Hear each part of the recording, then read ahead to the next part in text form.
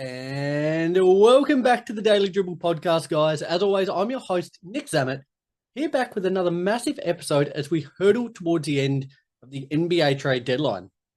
Now, it's rapidly approaching Friday, the 7th of February here. There's still a lot of moves to be made. A lot of teams are kind of in limbo as to whether they push their chips all in or whether they hold back and play a little more conservatively and see how things fall. It's a fascinating period. You know, I love the on-court action. Like, basketball is my pride and joy. I could watch it all day, every day. But as I've often spoken about, part of the grandeur and allure of the NBA is what happens off the court. And this is certainly one of those exciting little periods within the season. Therefore, on today's show, I'm going to kind of rip through pretty quickly 4 teams that I think need to make moves prior to the deadline. There's a multitude of teams that could make moves, but these 4 in particular, I think, are ones that need to get things done within the next fortnight or so. So I'll rip into that momentarily. Before we do so, though, a big shout out to both Stadium Scene and The Cover, both those networks continuing to showcase my work here, as well as a whole host of other content creators in and around Australia, New Zealand, the US, and Canada. Very, very appreciative for all their continued hard work and support. It really does mean a lot. And likewise to you guys tuning week in and week out, staying up to date with all the socials, Facebook, Instagram, YouTube, Twitter, and TikTok. Certainly appreciate all the love and support. Really does mean a lot as well. Okay, before we get into the teams I think that need to make moves, I'm going to rip through some very quick odds and ends. Starting first and foremost with the news, a bit of a trade went down during the week. And it was the Suns. They received center Nick Richards and 1 second-round pick from the Charlotte Hornets. And in exchange, they gave up 3 second-round picks and Josh Okogie. Now, this move is inevitably the first domino to fall. There's strong reports, and even stronger now with this move, that Jusuf Nurkic is on the way out. But I think getting Richards back, it's a tidy move. He's averaged 11.3 points, a tick over 10 rebounds, 1.7 blocks in 9 starts this season. Shot 65% from the field. He doesn't take a huge amount of attempts, but, you know, he's certainly a pretty adequate starting center. Now, with the way the Suns are constructed, they don't need a guy that's going to occupy a lot of touches or handle the ball. You know, you see teams with Joel Embiid, Victor Wembanyama, Nikola Jokic, these bigs that handle the rock predominantly. It's not so much the case for Phoenix there with Kevin Durant, Devin Booker, Tyus Jones there in the point guard position. They just need a guy who's going to clang and bang in the paint, and Richards is certainly going to do that.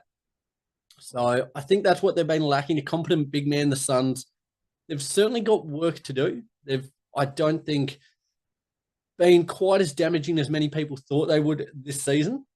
At the time of recording this, they currently sit 10th in the West with a 22-21 record, which I think is certainly well short of expectations. So they'll be hoping that this move can provide a little bit of a spark for them. In other news, the Dallas Mavericks have made center Daniel Gafford available in trade talks.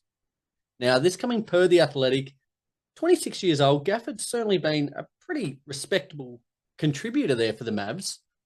He's averaged nearly 12 points a game, 6 rebounds, a block and a half, and gone at 70.5% from the field this season. I think many teams would find him a very, very handy acquisition. I don't know if they might tailor this a little bit, whether they put him on the trade block, just due to the fact that it's come out just a couple of days prior to this episode that Derek Lively sustained a small fracture in his foot. He's expected to miss 2 to 3 months. Now, I think the announcement of Gafford came prior to Lively going down, so I reckon they'll probably maybe just readjust their plans a little bit there about moving Gafford on. But Lively going down 2 to 3 months, this is a big, big blow for them. He started to develop into one of those kind of cornerstone pieces there in Dallas. Averaged 9 points, 8 rebounds, 2.5 assists, and 1.7 blocks per game this season. This is a big blow for the Mavs. Now, they sit at 23-21 in the Western Conference, 9th at the moment. They're by no means safe to just get into the play-in at the moment. And with Lucas still on the sidelines, Clay missing a bit of time, how lively as well. I tell you what, stranger things have happened. At the moment, you'd have to think it's only 12 deep that the West is really kind of pushing for. Golden State Warriors and the San Antonio Spurs there in those 11th and 12th spots at the moment. But it's certainly tight. So the Mavs are going to have their work cut out for them over the second half of the season. They'll certainly be hoping to get into the playoffs, and then hopefully Lively can come back and be at full fitness once again. In other news, the Lakers have tried to boost their big man stocks by adding former Pelicans player Trey Jimison on a two-way contract.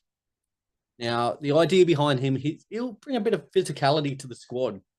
Averaged 5 points, 4.3 rebounds across 41 NBA games there with the Pelicans. It's certainly not a huge needle mover, but the Lakers were certainly lacking physicality, and Jemison will certainly bring that. I know reports coming out in the last day or two that AD and LeBron aren't thrilled about the moves that have been made. They think they should kind of go all in, offload these number one picks that they still have, or these first round picks, should I say, and kind of go balls to the wall and make something of it. As LeBron's clock is certainly winding down, but they're not that pleased at the way things are going thus far. So Jemison maybe is a catalyst as well, somewhat like we spoke about with the Suns.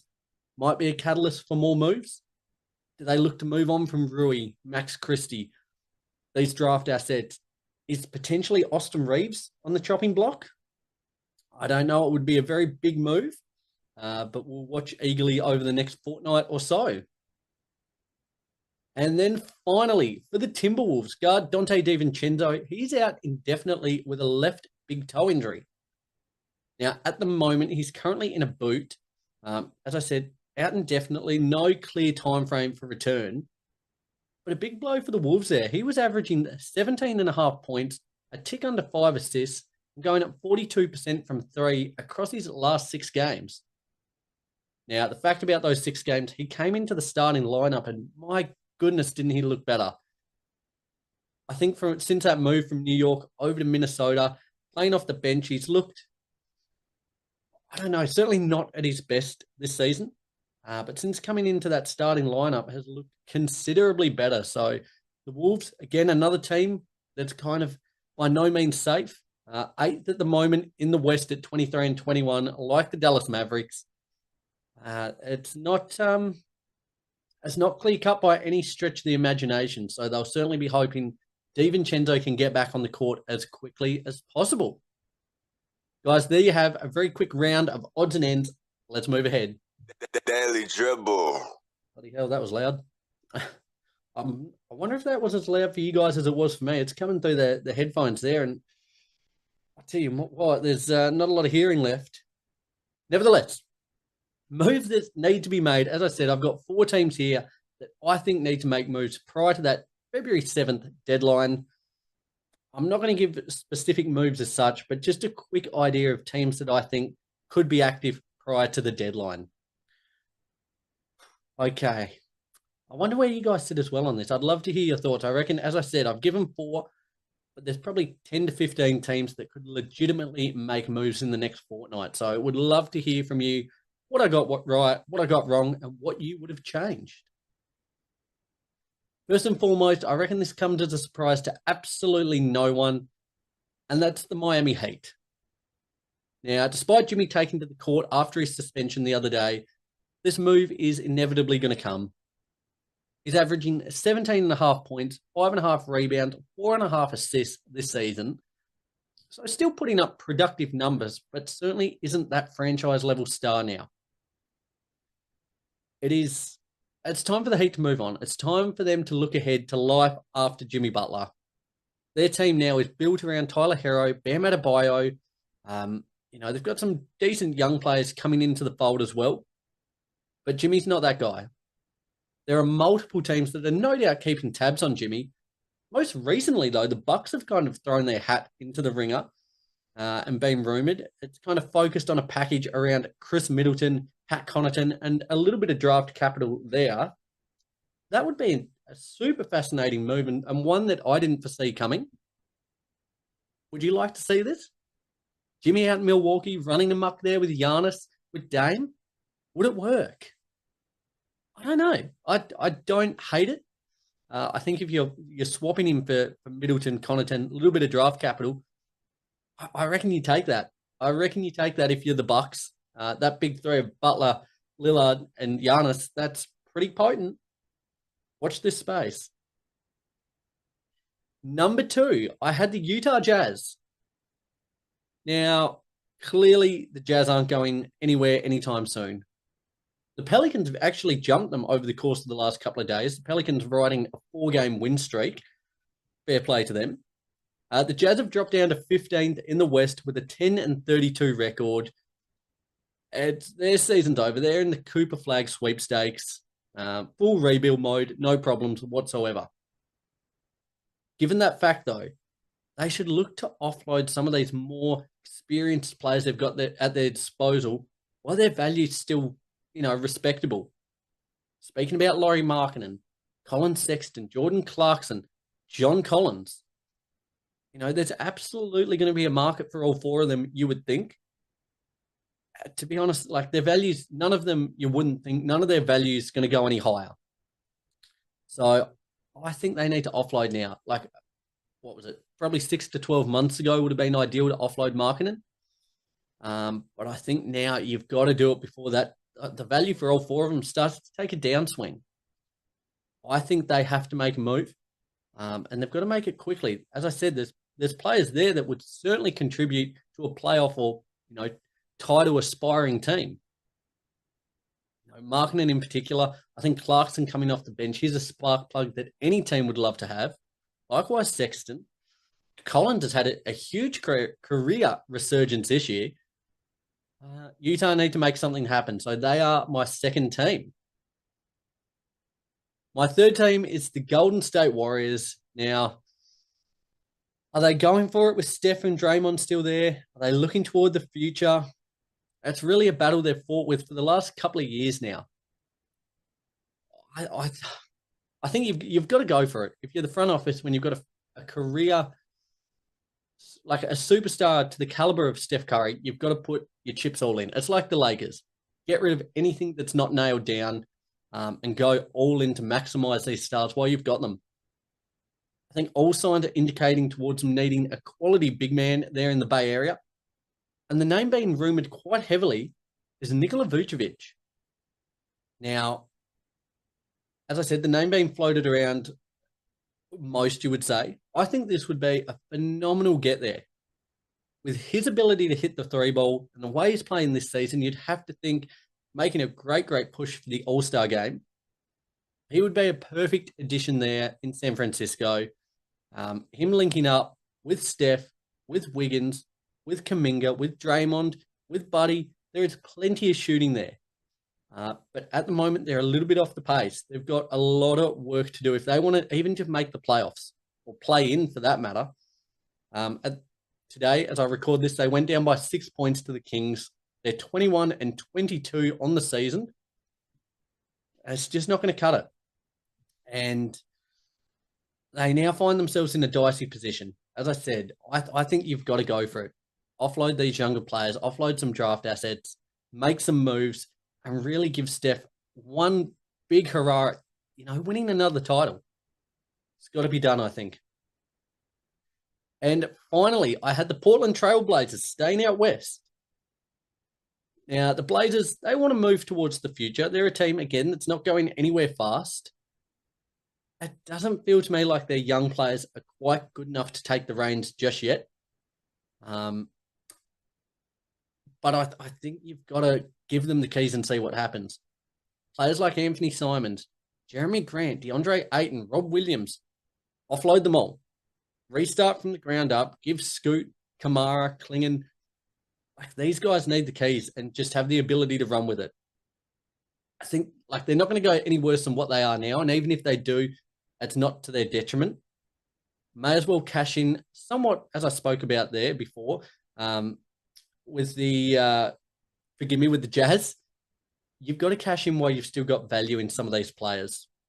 And I don't know what the market would be like for an Ayton. I think Grant would be a valuable get. Simons has had a pretty disappointing season, I would say. But I think there's still enough value in these players to make it worthwhile.